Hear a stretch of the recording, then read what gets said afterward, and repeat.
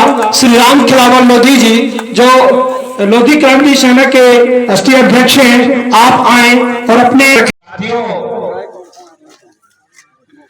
सामाजिक क्रांति के दूत महात्मा ज्योतिराव फुले, शिक्षा के सागर,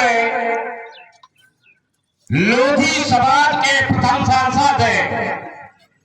परम पूज्य स्वामी ब्रह्मानंद जी महाराज, आरक्षण ग्राम नौकरी का दरवाजा खोलने वाले छत्रपति साहू जी महाराज, बेजुबानों को जुबान देने वाले और इस भारत का संविधान देने वाले बाबा साहब अम्बेडकर आज इस जमीन पर वीरांगना महारानी अवंतीबाई जी का बलिदान दिवस मनाने के लिए जिनकी शारेगा था पूरे देश में मानी जाती है, ऐसी वीरांगना रामगढ़ की रानी देवी शक्ति स्वरूपा लोधी कुल की गौरव, देश की आनबान शान वीरांगना रानी अवंतीबाई जी के चरणों में नमन बंदन और अभिनंदन करता हूँ। साथियों, आज इस कार्यक्रम की मुख्य अतिथि हमारे पूर्व कैबिनेट मंत्री, पन्ना जिले से पूर्व विधायक सुश्री कुसुम सिंह बहदेव जी के चरणों में मैं नमन बंदन और अभिनंदन करता हूँ। मंच पर मंचासीन और मंच से लेकर के जमीन तक जिले के कोने कोने से और हमारे तमाम जिलों से चतरा, कटनी, छतरपुर, नागौद, कई एरिया से आए हुए सभी साथियों का मैं हृदय की गहराइयों से हार्दिक वंदन और अभिनंदन और प्रणाम करता हूं। साथियों, जैसा कि आज हम वीरांगना अवंतीबाई लोधी का बलिदान दिवस मनाने के लिए इकट्ठे हुए हैं, तो साथियों मैं आपको बता दूं कि वीरांगना अवंतीबाई को आखिर यहाँ के कुछ लोगों द्वारा और अंग्रेजों के द्वारा वीरांगना अवंतीबाई को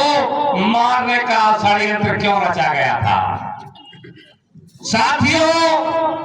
उनको मारने का कोई ना कोई कारण जरूर होगा। तो साथियों, मैं आप लोगों को बता देना चाहता हूं, वीरांगना रानी अवंतीबाई ने पिछड़े समाज एवं लोधी समाज में जन्म लिया जरूर है, क्योंकि साथियों इस देश के अंदर जातियां और वर्ग बना है तो किसी न किसी वर्ग और जाति में जन्म लेना पड़ता है। लेकिन साथियों मैं आपको बता दूं, वीरांगना अवंतीबाई लोधी ने जो कार्य किया है वो केवल अपने समाज के लिए नहीं, उन्होंने जो कार्य किया है पूरे देश और पूरे समाज के लिए कार्य किया है। साथियों, वीरांगना अवंतीबाई ने जब 1857 का युद्ध लड़ाई लड़ने का युद्ध फूका, तो मैं आपको बता दूं साथियों, उस समय मध्य प्रदेश के अंदर गौरवाड़ा राज्य था और गौरवाड़ा राज्य के जो मालिक थे शंकर शाह और रघुनाथ शाह है। ये बाप और बेटा यहाँ के राजा थे। तो साथियों, जब 1857 की क्रांति का बिगुल फूका गया तो उन्होंने उस लड़ाई का नेतृत्व करने के लिए मध्य प्रदेश के अंदर बात की और बात करके लोगों को तलाशा, तो उनको तलाशने के बाद एक नाम आया, वो आया वीरांगना अवंतीबाई लोधी का। क्योंकि साथियों वीरांगना अवंतीबाई जो लोधी थी उस समय वीरांगना अवंतीबाई मनुवाद के खिलाफ लड़ाई लड़ रही थी और वो लड़ाई यहाँ के मनुवादियों को उनकी विरुद्ध थी, इसलिए वो नहीं चाहते थे कि वीरांगना अवंतीबाई लड़ाई का नेतृत्व करें, क्योंकि साथियों वीरांगना अवंतीबाई आपने सुना होगा सती प्रथा के विरुद्ध लड़ाई लड़ रही थी। वीरांगना अवंतीबाई नारियों को, हमारी माताओं बहनों को जो स्तन ढकने का अधिकार नहीं था, उसके विरोध में लड़ाई लड़ रही थी साथियों। इस प्रकार से वीरांगना अवंतीबाई लोधी